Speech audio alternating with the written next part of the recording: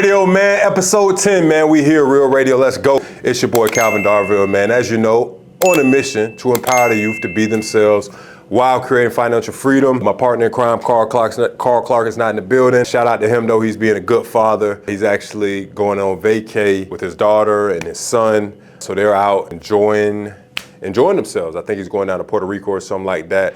But as you know, man, the show must go on. So you got me this week, and we are live, baby, man. We are live, man. We got a couple of topics, things in the world that are going on that are pretty crazy. One, I want to give my condolences. So I want to start this off by giving my condolences to one of my childhood heroes, somebody that I looked up to, somebody that shaped the culture, shaped the era of football, and just did a lot for the black community, and did a lot for the football community, and did a lot for young males in general. Chris Johnson.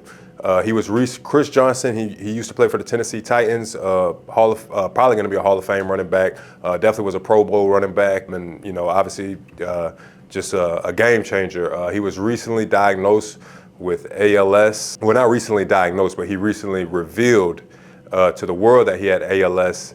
And it's a sad situation to see somebody of that level and that magnitude, be facing something so traumatic. But he's someone I look up to, man. I look up to a lot of the greats, CJ2K, Mike Vick, Deion Sanders, and I don't just look up to those type of people for the way they play football. I look up to them because of the type of men they are, the type of way and the way they carry themselves. It looks like CJ2K was recently involved in helping kids and coaching kids and mentoring kids and giving back to the community. To see him facing this trial and tribulation is tough. But like Coach Prime said, man, and I had to get the word from Coach Prime. We just gotta believe. We gotta believe that he's gonna beat this. We gotta know. We got not only believe. We gotta know that he's gonna beat this, and know that God has a greater purpose for the reason why he is facing this trial and tribulation. It goes to James chapter 1, verse 2 through 4. James chapter 1, verse 2 through 4. Man, when you are facing trials and tribulations, man, don't complain. You feel me? Don't complain. Look at them as pure joy. Because that is the time where God is shaping you, and I can't even fathom. I'm not sitting here trying to say I can fathom, because I'll probably be done. I don't even know. You feel me? But I couldn't even fathom what he's facing right now. But much respect to him. Much respect to his wife too. Absolutely amazing to see his wife still there by his side. As he's facing that. So much respect to his wife and his family who are there with him as he, as he goes through this. Crazy, man, crazy. You just never know what life has for you. So always keep pushing it, man. You gotta keep going, man. Every day you gotta show up, because you just don't know. You just don't know, man. I'm 31. We think we got all the time in the world, man, but we really don't, man. 31 came like that. 31 came like that. I got a little German Shepherd. He's 9 years old now. Draco, man. Shout out to one Draco, man. Let's go, man. Shout out to Draco. Draco is 9 years old now, man. I promise you, I literally remember like yesterday, the day I didn't even pick him up, but the day I was shopping for German Shepherds and he came running out at me. He was the first one, ran up to me. He was with his brothers. He was with his sisters. I'm gonna tell you all the story. We done got to it now, so I gotta tell you the story. So he was with his sisters, and so we pull up to this house. It's in the country in Quincy, up by Tallahassee, Florida. We pull up to this house. There's this huge German Shepherd barking. That's his mom. So the owner puts the mom up, and then we walk into the gated area, and all these puppies come running at us. And Draco came first. He ran at us. And I'm like, oh man, get this dog, get this ugly dog away from me. And then all his sisters came running at me. And the reason I said that is because I always wanted a German Shepherd, but I wanted the traditional German Shepherd, the black and brown, not the all black. So when Draco ran up to me, I'm like, man, what is this? Man, what is this dog? Man, get this fake German Shepherd away from me.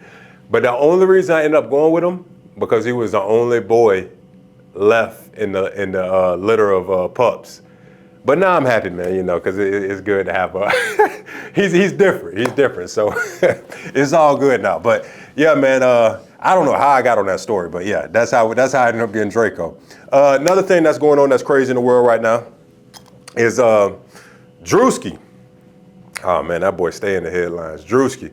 He hosted the BET Awards this year, Black Entertainment Television. Obviously, I know what the BET Awards is. He hosted the BET Awards this year, and he made his appearance, or his entrance, I guess mocking the preachers that do too much and take advantage of the church and everything. So he made his entrance doing that. So this is my take on it. Drewski, you starting to do too much now. You starting to do too much. Now, we was talking about the pastors doing too much. Now you doing too much. Ain't nothing wrong with shedding light on the situation, but we don't want to take it too far to the point where now we're mocking church overall. So I think now he's taking it too far. I'm sure he probably just did that for the show, so I'm sure that'll be the last of us seeing that from Drewski. But yeah, man. But still, shout out to Drewski, man. They had their best. BET Awards had their highest revenue, I think, in the past couple years. Shout out to him for being able to draw that amount of attention to the show. And that goes to show, man, marketing, man. Marketing is everything, man. Where attention goes, money flows, man. Where attention goes, money flows, man. Did you watch the BET Awards, Gina? I can't say that I did, though. What? Yeah, did you? No. Darius, you watched the BET Awards? A little bit. What was your take? I think it was great. I think it was all entertaining. I think it was spot on for what the world needs. Or not needs, sorry, let me rephrase that.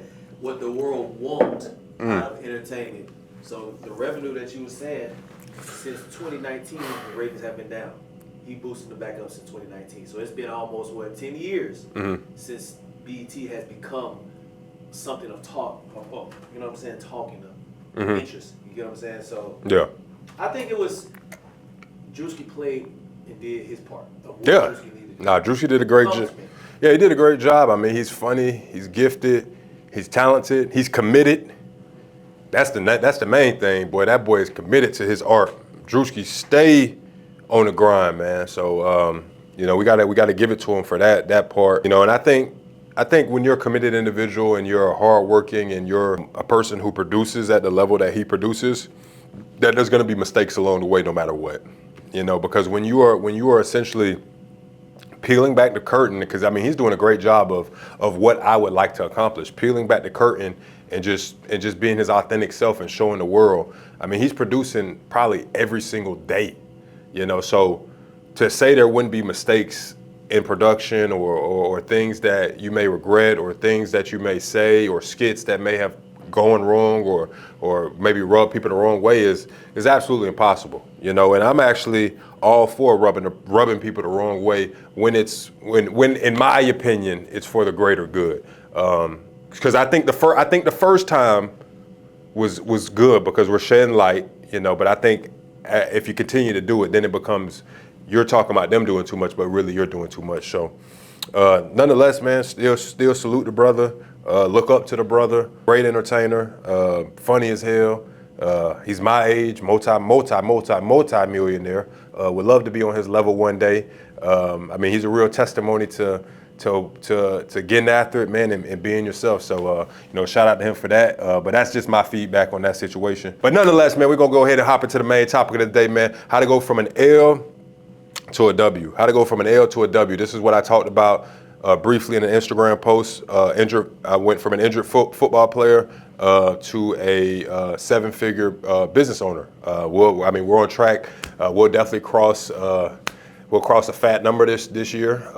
So we're going to continue to grow. That's just what it is. We're going to continue to grow. But the very first thing you got to do, man, if you're in a position where maybe you lost a dream or maybe something, maybe you got in a relationship, you lost a relationship or a loved one, you're just in a situation where maybe that you're like, your back is against the wall. Your back is against the wall. So, and you're trying to figure out, how do I turn this L? How do I turn this loss? How do I turn this into a W? How do I turn this into a win? How do I turn this into an achievement? How do I turn this into a successful business? That's what we're gonna talk about. The very first thing you gotta do is commit, man. It's three steps to this. The very first step is commit. And these are all simple steps. These are all action items that you can take today. Okay, these are all action items that you could take today if you're trying to turn your bad situation into something profitable, into something good that you, your family, and whoever's close to you can benefit from. You got to commit. I talk about commitment all the time, man. I'm telling you, man, all high level achievers, they talk about commitment. I'm telling you, like it is vital, because the difference from the committed person and the rest of the pack is that they have made up in their mind like, hey man, I don't give a shit. I don't care what happens. This is the avenue I'm taking, and I'm going to make it work. Okay? This is the avenue I'm taking, and I'm going to make it work. Regardless of what happens, regardless of what he says, my mom says, she says, my cousin says, regardless of all the naysayers, the people in the peanut gallery talking, the people in the audience, in the little fan section talking, I'm going to make this avenue work, man. I'm going to commit myself to success. That's the very first step, and that is a simple decision. That I'm telling you, that is a decision. I remember the moment I made this decision, and you make it multiple times. I just remember one vaguely. Actually, I remember two. I remember two vaguely. The first time I committed myself to success was when I went to college and I decided that I wanted to go from 180 pounds to 250 pounds. I didn't know exactly what weight I wanted to go to, but I knew, hey man, like, okay, if I'm trying to be in the NFL playing defensive end, 180 pounds ain't gonna cut it. So I had to commit myself. I had to commit. I was 18 years old. I knew nothing about working out. I didn't have some chef at my house. I was literally living in a dorm with my bros, eating goddamn ramen noodles, broke as hell. We ain't had no chef, none of that. But when you commit, you figure it out. And that's what I'm talking about. I'm talking about that figure it out, that grit. Like, how the hell am I gonna do this? I don't come from this. I don't got no genetics for this. I don't got no handouts. I don't got my dad putting me on. I ain't got none of that. But I'm committed to this because this is the avenue that I'm deciding to go down. That was the first time I committed in my life.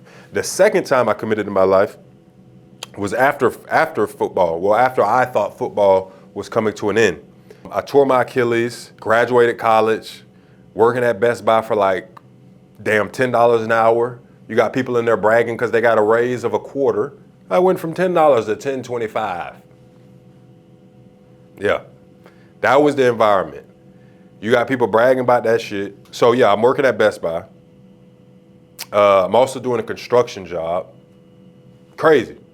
Doing this, and I've graduated college. So go to work. And crazy thing at Best Buy, man, one of the things that really pissed me off with that job is I'm working there, I'm doing inventory, and I remember one night, it was holiday season, so holiday season is really busy for Best Buy. I'm doing inventory, and it's like 1 a.m. I was scheduled to work till like 10 o'clock, so I'm way past overtime now. And the manager, our manager, she's like trying to run the OT up. So she wants us to work slow so she can work till like 5 a.m. I'm like, man, fuck that. I want to go home. So they literally got the doors locked in Best Buy.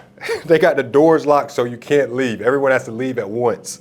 So I guess I don't remember what happened, but the manager stepped away and someone had the key. I'm like, bro, open the door.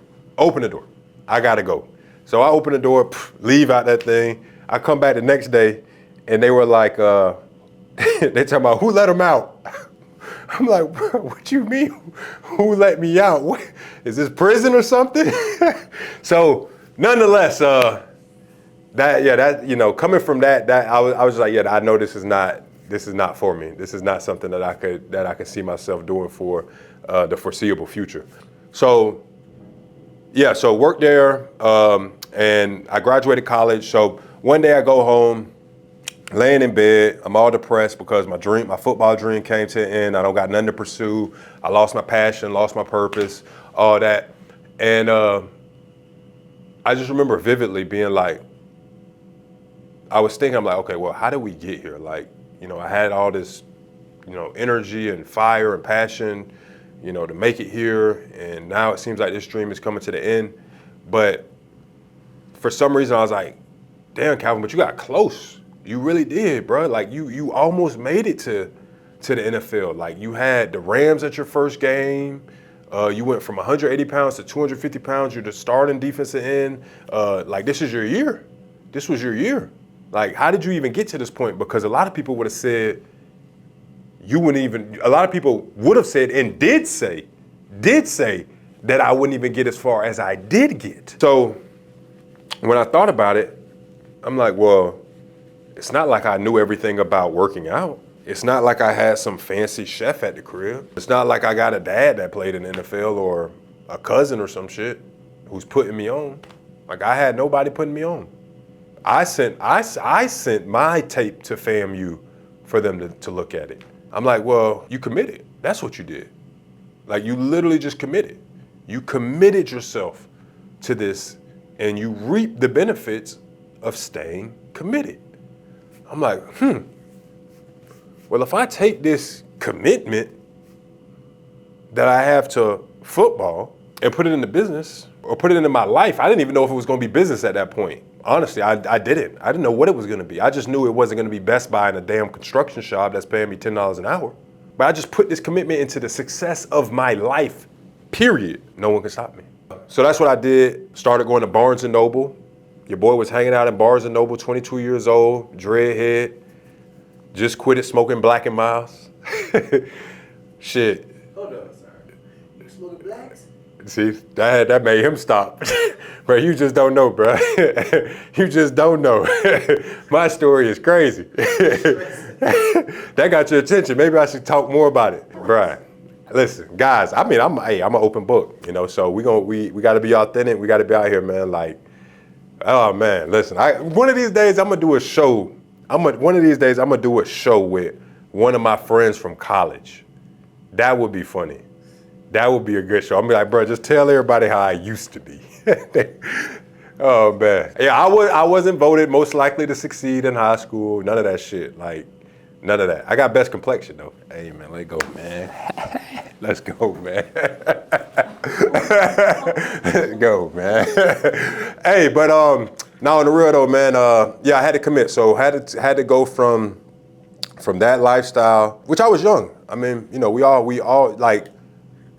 got it. We all got our stories and, our past, and don't be ashamed of your past because your past is what makes you stronger. Everything that you've been through is what makes you stronger. We just said, James chapter 1, verse 2-4, what you may be going through right now may be the same exact thing in 5 years from now that might be the test and the strength and the root of you, So I didn't know when I was laying in that bed depressed as hell, like 10 years later, I'd be telling this story, and like, it'd be pushing people and motivating people and be something that maybe another 22-year-old can be in the same position who maybe football just ended for him or sport just ended or just got out of a relationship or just lost a job or just lost something. We talking about going from an L to a goddamn W, baby. They say take 2 L's and you make a W. 2 L's and you make a W. Nah, let's go though, man. For real though. You gotta commit. You gotta commit, man. You gotta commit. So that's the first step. Commit. Second thing, hire a coach. Hire a coach, man. Hire a mentor. Hire somebody who is already successful at what it is that you now want to accomplish. Okay? So, and you should be evaluating these people. Like if they don't seem to have what it is that you're looking to obtain, you should not hire them. I don't agree with getting trained by out of shape trainers. I don't agree with that. If the trainer is fat, you can't train me. I'm sorry. You haven't even accomplished what it is that you're trying to show me. Okay, now if I'm trying to be fat, then I will go to you for advice. but that's just what it's gonna be. Broke financial advisors. If you want to be a financial advisor and you broke, or you can be one, you're just not going to manage my money, because you haven't even accomplished what it is that you're trying to advise me of. Okay, so we want to have, like, hire a coach, hire a mentor who's accomplished whatever it is that you want to do.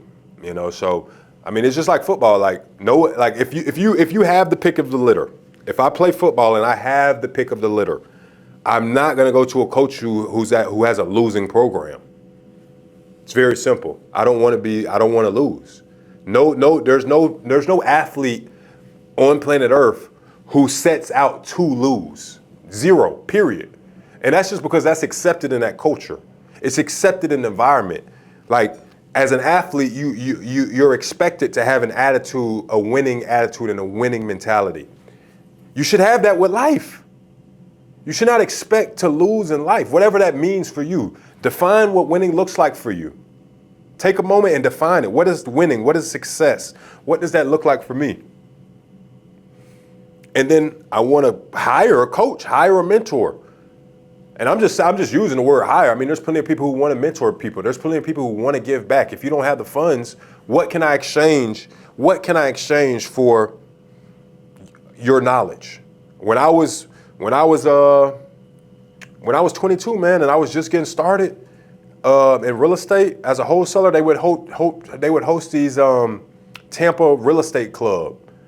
It was like not Tampa, but it was in Tallahassee. It was a Tallahassee real estate club. It was like Tallahassee Investors Network or something like that.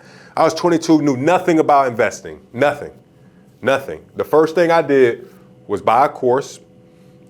Course was like $40. It didn't teach me shit, but it taught me enough. It taught me enough to get an understanding of what I needed to do next. It was $40. It taught me enough to get an understanding of what I needed to do next. It didn't teach me the whole game, but it allowed me to take my next step. It said something along the lines of, hey, get in a local real estate meetup. I'm like, oh, I didn't know they had local real estate meetups. Just like my company has local notary meetups, they had local real estate meetups. So I go to the local real estate meetup. It's free. You got 2 investors hosting the meetup. These are accomplished people. They're showing their properties. What did we just say? We're getting advice from people who are already won, not people who have already lost. Okay? We're getting advice from people who have already won, and we want to be at their point. So these people have properties. They're showing their properties. There's a bunch of investors in there. It's a great environment. We talk about environment all the time. So I'm there, and I end up getting like a lunch with the people or the people or whatever.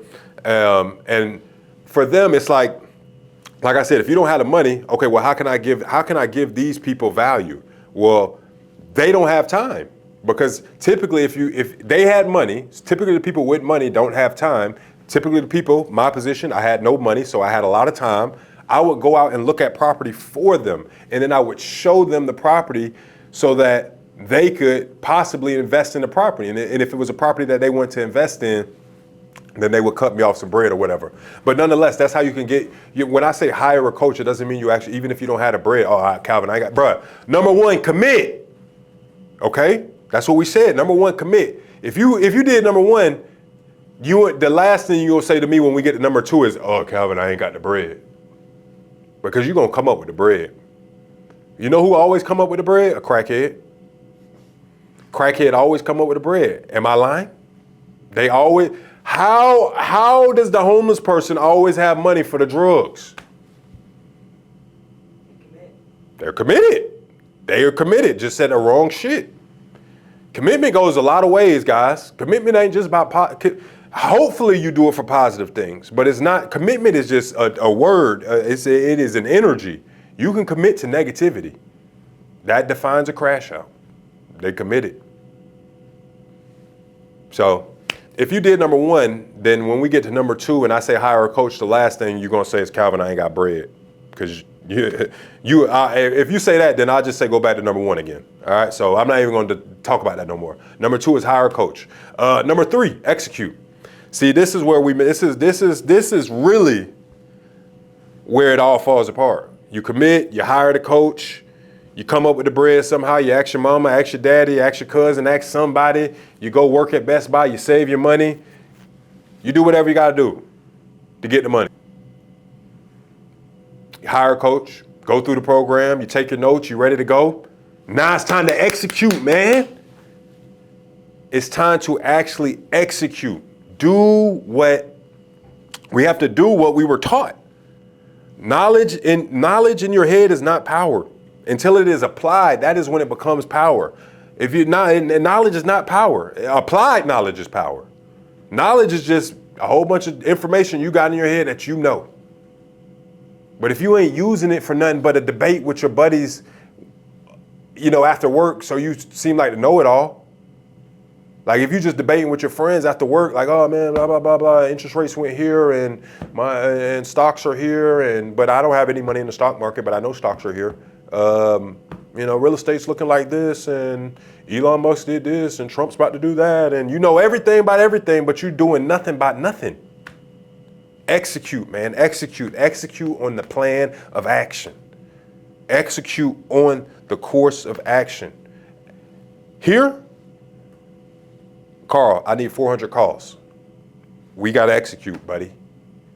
Carl, man, how we going to do that, man? I got to do Wednesday. I got to go do my office business. Friday, I got to go down to Miami and do it. Carl, I need 400 calls, brother. Execute. Figure out. 1, we commit. Hire a coach. 3, execute. We got to figure out how we're going to do it, man. We just got to do it. We save time on talking, planning, doubting, fearing, dreaming, hoping, wishing, definitely pray, and all the other stuff, and we just execute, man. We execute, we get things done. That is how you go from L to a W, man. I'm telling you, you take those 3 simple steps. I'm not telling you to go look at a chart. I'm not telling you to go to get a 4-year degree. I'm not telling you to go get an 8-year degree, a 12-year degree. I'm telling you take 3 simple steps. Commit, get a coach, execute. Get a coach as a mentor, someone you can look up to. You don't have to be close to the coach. I don't need to be able to talk to the coach every day. If the coach is supplying info, I got coaches I've never even met. They can supply information. I take it, I execute on it. Some people who've helped me out the most in my life, I've never even met them. Don't overcomplicate, because I feel like when I'm giving this information right now, number 2 is going to be overcomplicated. Number 1 is easy, commit. If you do number 1, everything else falls in line. That's why the first thing is commit. If you do number 1, everything else falls in line because, bruh, you just don't got no other options, man. You don't got no other options. You feel me? Like, there's committed people out here, man. And we all have those instances of commitment. I say nobody's more committed than a mother trying to get their child out of danger. I don't give a shit what's going on, boy. She gonna turn into the strongest person in the world, boy, if her child is in danger. That energy is always in you. It's always in us. We gotta take it out, man. We can't get trapped in our environment, because that shit'll take you down. So commit.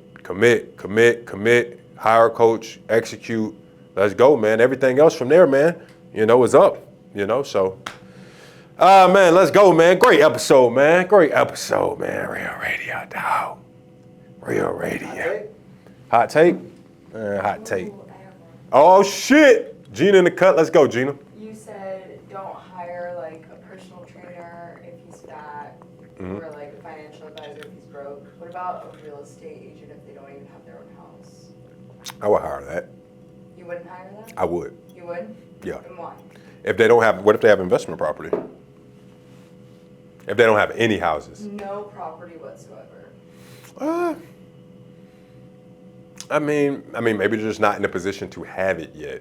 I would prefer if an agent came to me, they're like, yeah, I got my own house and I love it. It's been great for me, and I've made this much money in equity. Or if they got a whole investment portfolio, that'd be better. So yeah, maybe they're just starting off. But it'd be weird if I was hiring a real estate agent and they're like, oh yeah, I'd never buy a property. Like they were like, even if they had the bread, they're like, I would never buy one, so. Yeah, but no, that's a good point. Yeah, I mean, I feel like in the whole fat thing, like I wouldn't go. It would just be harder for them to convince me. Like if someone was out of shape, now that's not. If they were committed enough, they could still convince me. They could be like, hey man, like first we got to define fat, because if you went from 300 to 200, I would admire that. So we got to put a definition on the fat. So and then the financial advisor. I mean, hey, if you eat, sleep, breathe. And you're just starting off, and you're 24/7 locked in, looking at stocks and all that. You just got to be able to communicate that value. So that was supposed to be a hot take, though, right? Or was that just a question? That was like a hot take question mixed. That Gina's version of a hot take. Nice. Hot take, man, for me. Swiss cheese, man. Swiss cheese plant. Maybe Darius can get a picture of let's get a picture of it. Can pull it up real quick, Gina, because I want you guys to see it. And then we'll get one on the screen. Swiss cheese plant. Yeah, that's it. Never. Have you ever seen it? Yeah. Yeah. Look, you see how it grows? It don't look just. Do you look at the leaves itself? I know, but I seen one like that. You see the holes in it? Yeah. So all right. So this is my hot take. So I got to give you the story. So this weekend, I went plant shopping and see this plant, and I'm like, yo, does this plant did you guys do this to the plant? Was it cut like this? And they're like, no, this is just how it grows. This is how the plant literally grows with holes in its leaves. It grows like that. So my hot take is grow as you are. Grow as you are. Like plants teach us a lot. Like a lot of times when we're growing, we try to change. We try to be someone else, or we try to be like somebody else. We try to replicate somebody else. If we have not even a role model, but just they did this, I'm gonna copy this. No, grow as you are. The Swiss cheese plant literally grows with a hole in its leaves. It's not trying to be a sunflower or a rose or whatever. It's like, no, I'm a Swiss cheese plant. I'm gonna be a goddamn Swiss cheese plant. So grow as you are. But guess what? It still grows. So guys, don't confuse growth. Don't confuse growing as you are as, hey, I'm never gonna change. I'm never gonna learn. I'm never gonna educate myself, because that is what's the word that starts with an I? What's the word that starts? Ignorant. That is ignorant. Grow as you are. Grow as you are. Grow as you are. But you must change. You must learn. You must educate. The Swiss cheese plant grows as it is. It gets bigger. It evolves. You have to repot it. You have to take it out of its environment, and then you have to repot it so it can get bigger. I must change my environment. The Swiss cheese plant grows as it is, but if it wants to get bigger, it must change its damn environment. Everybody has their own it factor, and if we try to be something else or be someone else, we're gonna lose the it factor that we bring to the table. I can't try to be Carl, and Carl can't try to be me, or else he's gonna lose his it factor, or I lose my it factor. Andre can't try to be me. Andre has his own it factor. I can't try to be him. But we still have to grow. We still have to get bigger, and if we want to evolve into something even bigger, then we have to change our environment. A plant will literally only grow to the size of the pot it's in. You could take a money tree. We could have a money tree so small on this plant, on this table, because of the pot that it's planted in. But you could take that same money tree out of that pot and put it into a yard, and it will turn into this huge tree, gigantic. So the environment determines the size of the growth of the plant. And last thing I'll leave you with, I got this. Pastor Mike Jr., right? Mike Jr. Yeah, you heard of him? Okay, yeah. I heard, I mean, he's he's a big pastor. I don't really know much about him, but I listened to one of his YouTube videos recently. He said, anything that grows experiences pain. If I avoid the pain, I'm avoiding growth. If I avoid the pain, I'm avoiding growth. Remember when we was kids, we'd be getting taller, our knees would be hurting and shit? Growing pains. All right, man, Real Radio, man. Hey, we'll catch y'all next week, man. Let's go.